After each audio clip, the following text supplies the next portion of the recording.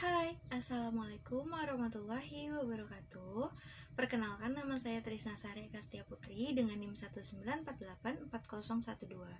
Di sini saya akan menjelaskan materi tentang metode ekstraksi dan KLT kurkumin.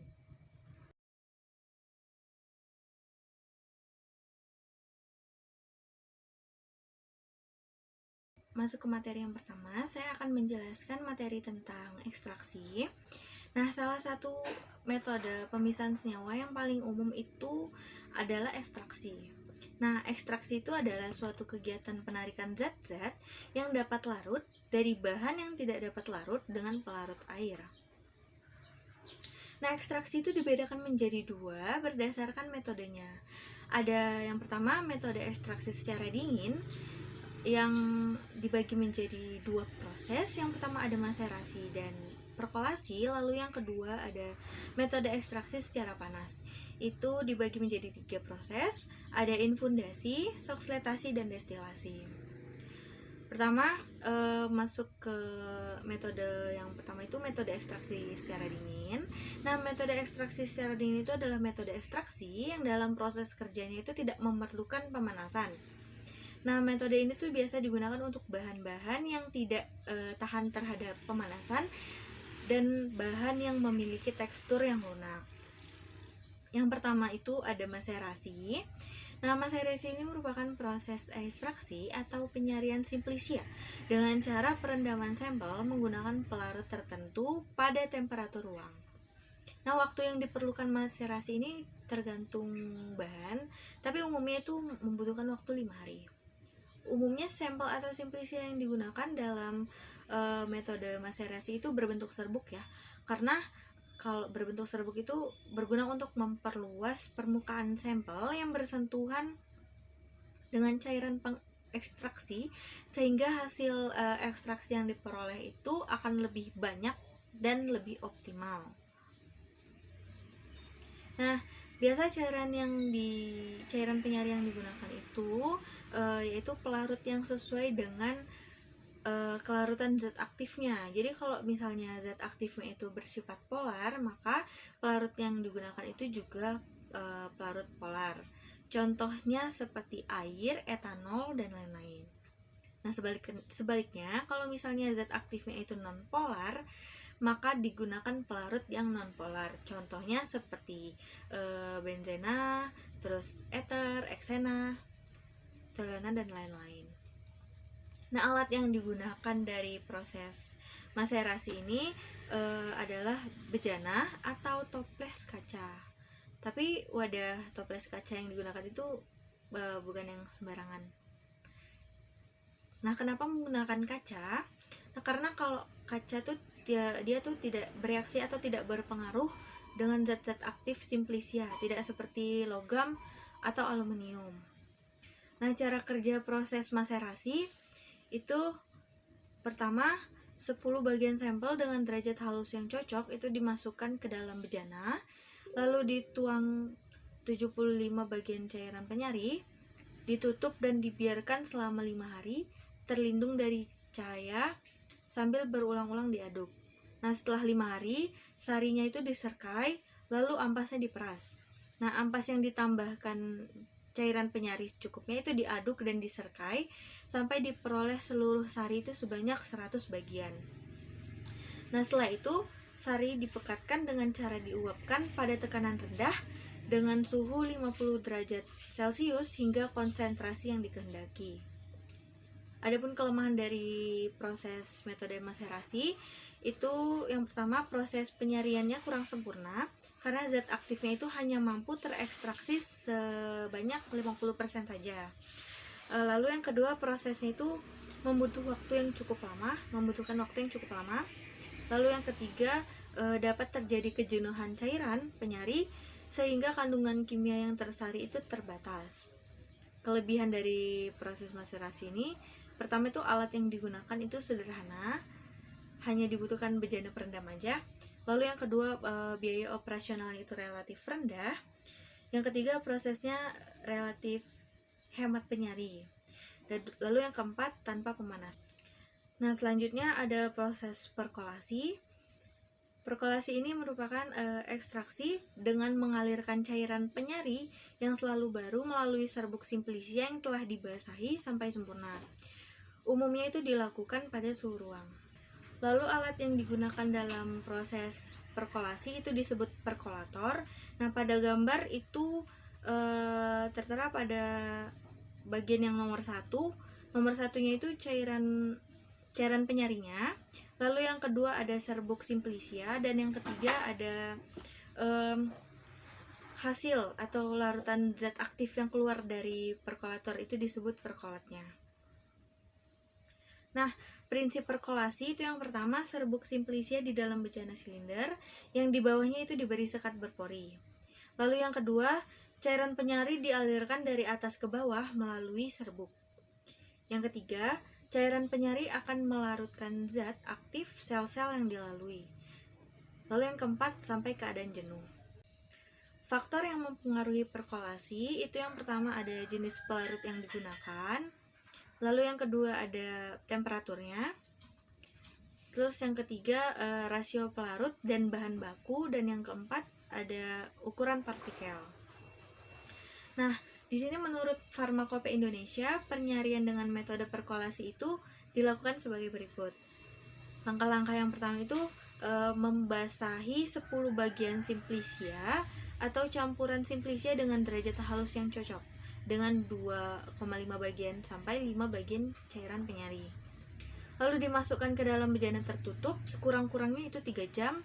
Kemudian massa dipindahkan sedikit demi sedikit ke dalam perkolator sambil tiap kali ditekan dengan hati-hati. Setelah itu dituangi dengan cairan penyari secukupnya sampai cairan penyari mulai menetes dan di atas simplisia masih terdapat selapis cairan penyari. Lalu perkolator ditutup dan dibiarkan selama 24 jam. Selanjutnya cairan dibiarkan menetes dengan kecepatan 1 ml per menit.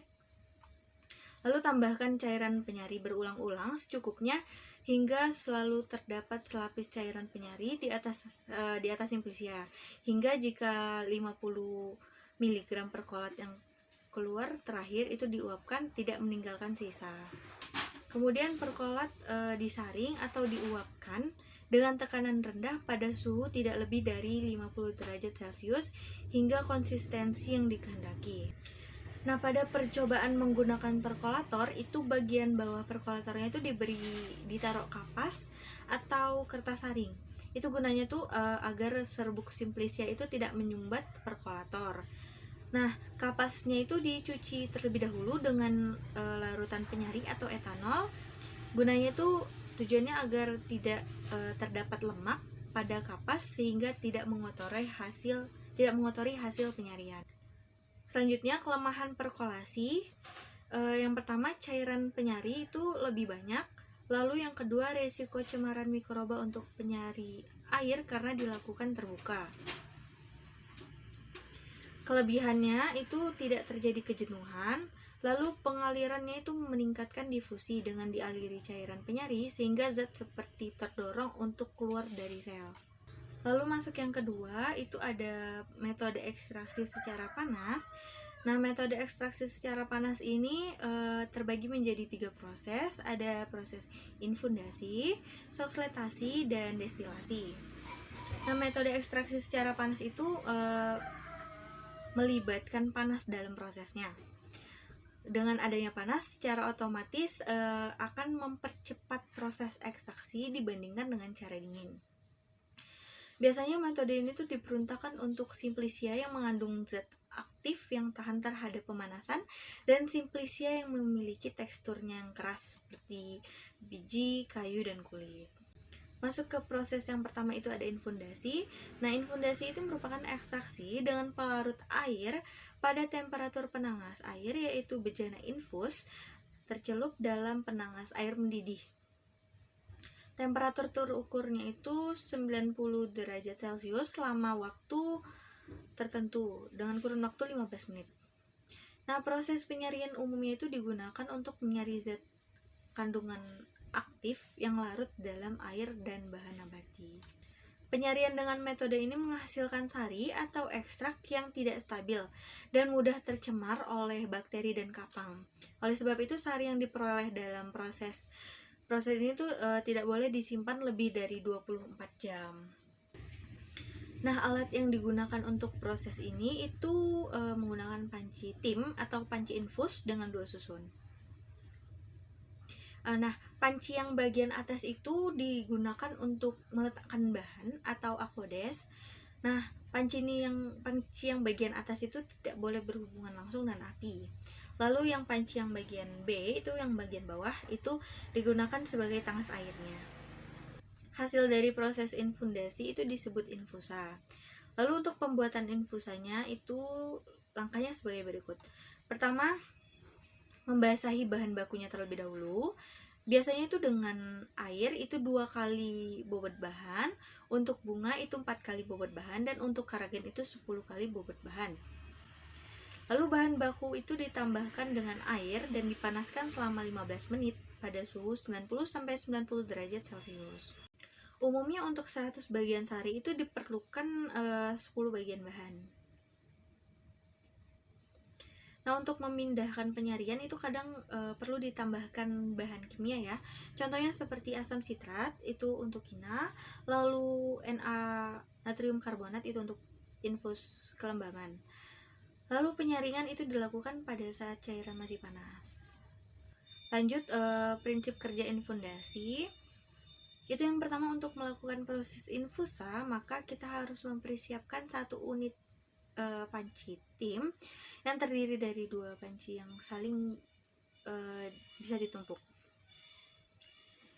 Lalu panci yang bagian atas digunakan untuk menaruh bahan yang akan diekstraksi, tentu bersama pelarutnya, yaitu pelarut air masing-masing dengan ukuran tertentu. Sementara panci bagian bawah itu diisi air, maksudnya digunakan sebagai pemanas panci atas, sehingga panas yang diterima panci atas itu tidak berhubungan langsung. Nah, keuntungan dari metode infundasi itu yang pertama, unit alat yang dipakai sederhana, lalu yang kedua, biaya operasionalnya rendah, yang ketiga, dapat menyaring simplisia dengan pelarut air dalam waktu yang singkat.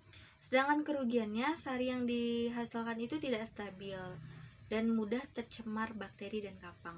Lanjut ke proses yang kedua, itu proses soksletasi. Nah, soksletasi ini tuh adalah ekstraksi dengan menggunakan pelarut yang selalu baru, yang umumnya tuh dilakukan dengan alat khusus sehingga terjadi ekstraksi kontinu dengan jumlah pelarut yang relatif konstan dengan adanya pendingin balik. Secara umum alat soksletasi itu terbagi menjadi 3 bagian umum ya.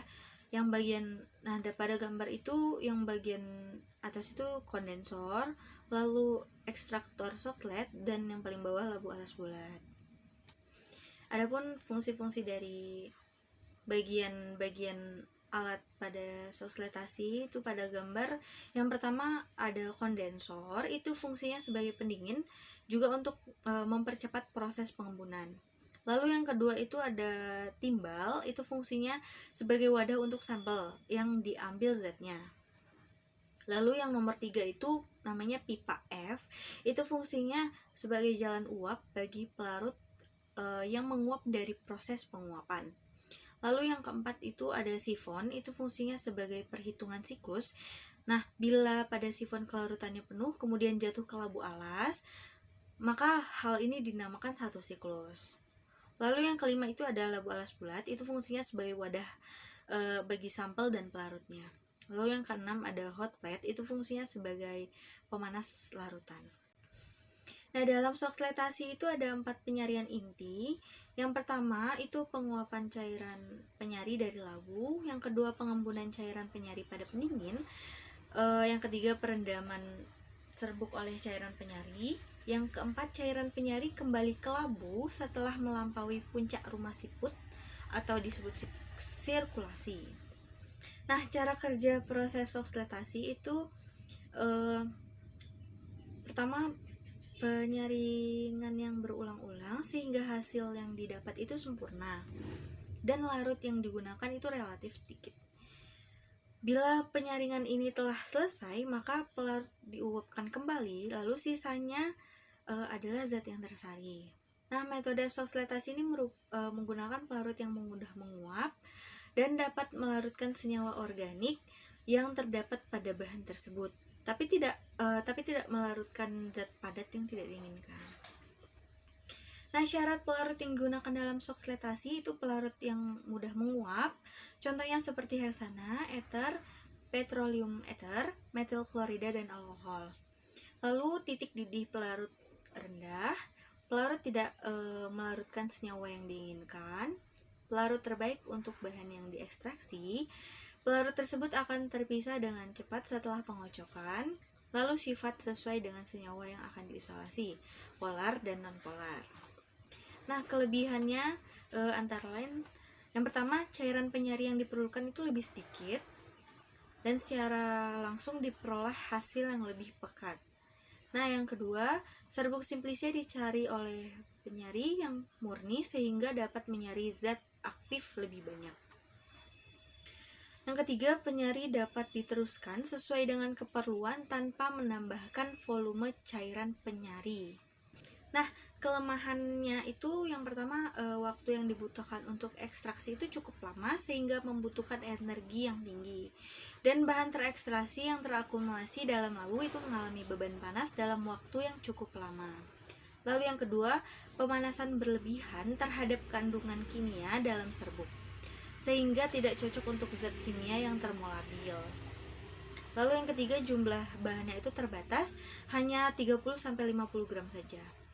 Tidak bisa dengan penyari air, harus menggunakan solvent organik. Sebab titik didih air 100 derajat Celcius harus dengan pemanasan tinggi untuk menguapkannya. Dan terakhir itu memerlukan energi listrik.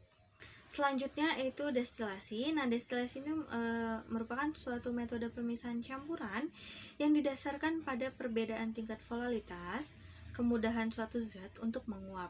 Nah, pada suhu dan tekanan tertentu.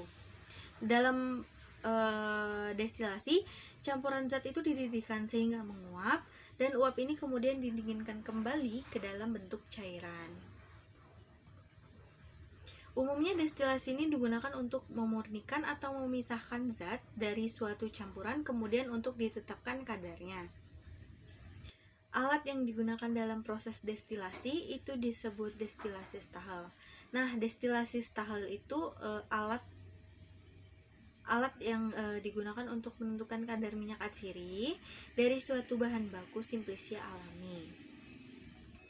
Nah, hasil dari destilasi ini disebut destilat yang terdiri dari campuran minyak atsiri dan air yang tertampung dalam penampung yang memiliki skala. Volume minyak atsiri yang dihasilkan dapat terbaca dengan melihat skala tertentu. Faktor yang mempengaruhi destilasi itu ada suhu atau pemanasan, lalu tekanan, kelelahan alat, kesalahan kalibrasi, dan lain-lain. Prinsip dari pertama itu campuran zat itu dipanaskan hingga menguap, kemudian uap ini akan didinginkan kembali menjadi bentuk cairan. Nah, zat yang memiliki titik didih lebih rendah itu akan menguap terlebih dahulu. Titik didih atau cairan adalah titik di mana tekanan uap sama dengan tekanan atmosfer. Uap yang dilepaskan dari campuran itu dianggap sebagai uap bebas, kemudian menetes keluar sebagai destilat. Sedangkan bagian yang tidak menguap itu disebut residu. Nah, cara kerjanya itu destilat merupakan suatu perubahan cairan menjadi uap, dan uap tersebut didinginkan kembali menjadi cairan. Unit operasi destilat ini merupakan metode yang digunakan untuk memisahkan komponen-komponennya yang terdapat dalam salah satu larutan atau campuran dan bergantung pada distribusi komponen-komponen tersebut antara fase uap dan fase air. Nah, syarat utama dalam operasi pemisahan komponen-komponen dengan cara destilat adalah komposisi uap tuh harus berbeda dengan komposisi cairan dengan terjadi keseimbangan larutan-larutan. Dengan komponennya cukup dapat menguap. Lanjut masuk ke materi yang kedua, yaitu KLT kurkumin. Nah, KLT sendiri itu adalah kependekan dari kromatografi lapis tipis yang merupakan salah satu analisis kualitatif dari suatu sampel yang ingin dideteksi dengan memisahkan komponen-komponen sampel berdasarkan perbedaan kepolarannya. Nah, kromatografi lapis tipis ini menggunakan fase gerak berupa Elwen serta fase diam berupa plat dengan lapisan adsorben yang tidak mudah bereaksi, misalnya seperti silika gel, aluminium oksida, atau selulosa. Prinsip kerja dari KLT itu digunakan untuk memisahkan komponen-komponen berdasarkan perbedaan absorpsi atau partisi oleh fase diam di bawah gerakan pelarut pengembang atau fase gerak. Larutan atau campuran larutan yang digunakan itu dinamakan Elwen. Nah, semakin dekat kepolaran antara sampel dengan Elwen, maka sampel akan semakin terbawa oleh fase gerak tersebut. Nah, contohnya seperti ini pada gambar ini. Nanti pada silika di sini, plat silika di sini tuh akan ditetesi tinta, kemudian digunakan fase gerak. Nah, fase gerak yang digunakan itu air, lalu dia akan merambat melalui plat silikanya. Plat silikanya kita menggunakan kertas. Nah, kertas yang telah ditotolin tinta tadi ini dicelupkan ke dalam air, tapi jangan sampai totolannya ini terendam air. Nah, lalu lama-lama itu airnya akan terserap oleh kertas dan akan membawa senyawa yang larut bersama. Lalu nanti tintanya itu akan bergerak ke atas sampai akhir elusi yang telah ada batas elusi, misalnya 8 cm dari totolan. Kelebihan KLT. Nah, kelebihan KLT yang pertama itu KLT lebih banyak digunakan untuk tujuan analisis. Lalu yang kedua, identifikasi pemisahan komponen itu dapat dilakukan dengan reaksi warna, fluoresensi, atau dengan radiasi menggunakan sinar ultraviolet. Yang ketiga, dapat dilakukan elusi secara mekanik atau ascending, menurun, descending, atau dengan cara elusi 2 dimensi. Ketepatan penentuan kadar ini akan lebih baik karena komponen yang akan ditentukan itu merupakan bercak yang tidak bergerak. Yang kelima, hanya membutuhkan sedikit pelarut saja. Yang keenam, biaya yang dibutuhkan itu terjangkau. Yang ketujuh, jumlah perlengkapannya sedikit. Yang kedelapan, preparasi sampel mudah. Yang kesembilan, itu dapat memisahkan senyawa hidrofobik, lipid, dan hidrokarbon yang dengan metode kertas tidak bisa.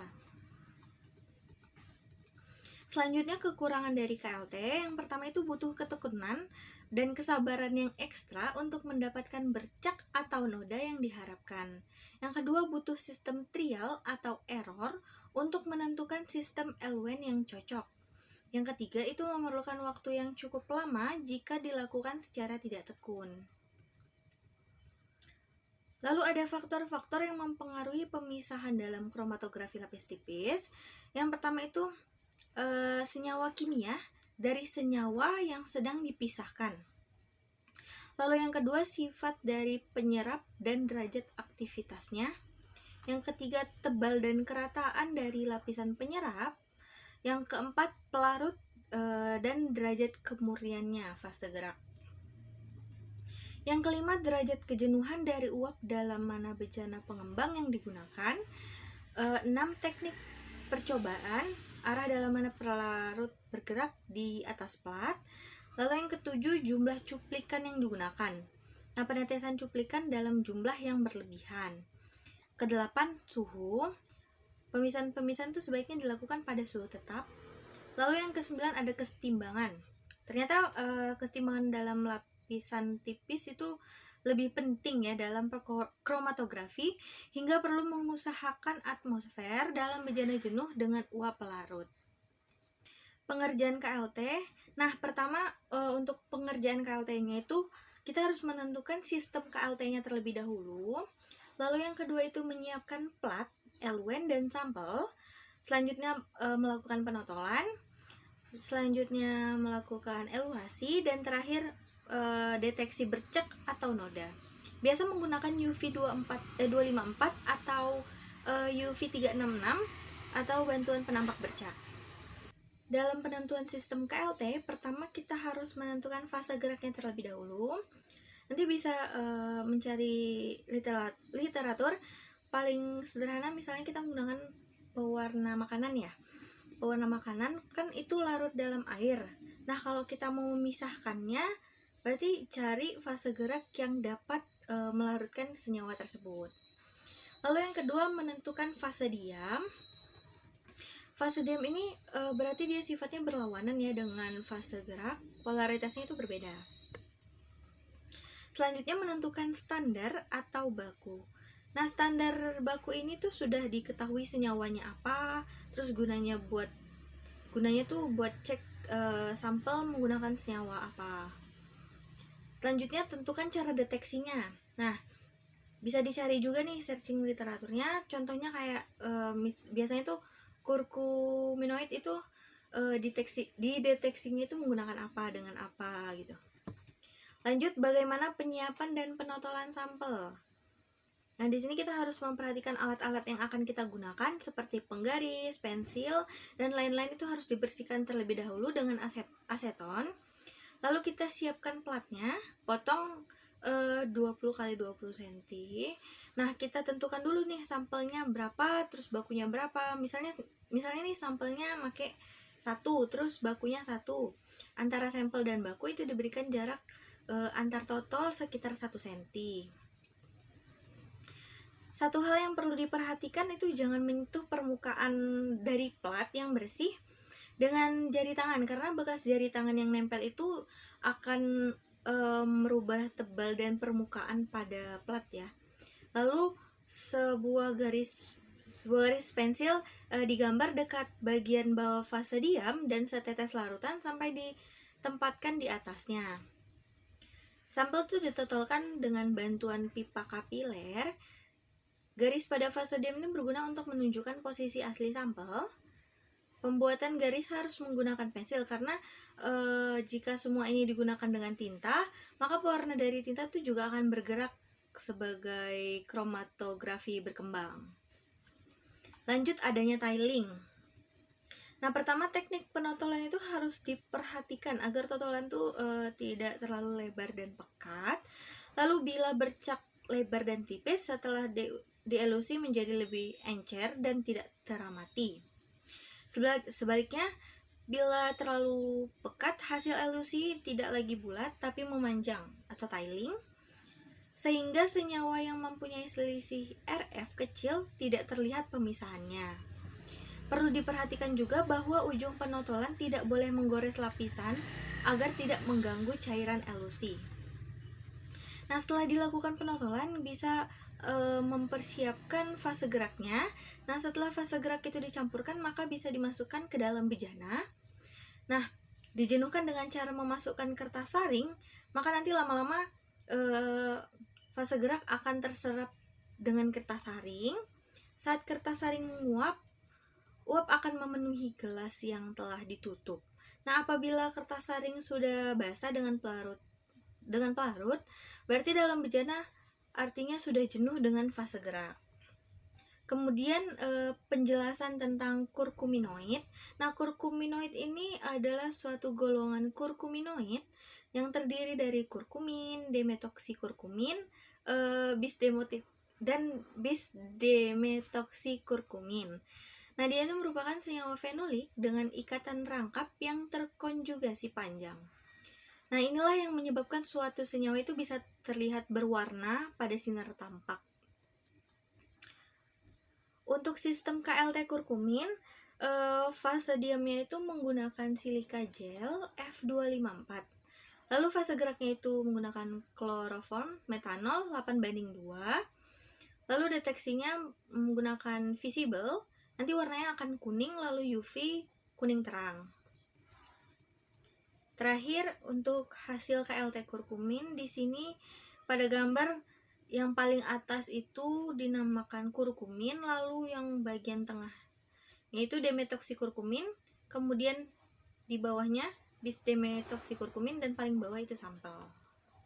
Sekian presentasi penjelasan materi metode ekstraksi dan KLT kurkumin dari saya. Kurang lebihnya mohon dimaafkan. Wassalamualaikum warahmatullahi wabarakatuh.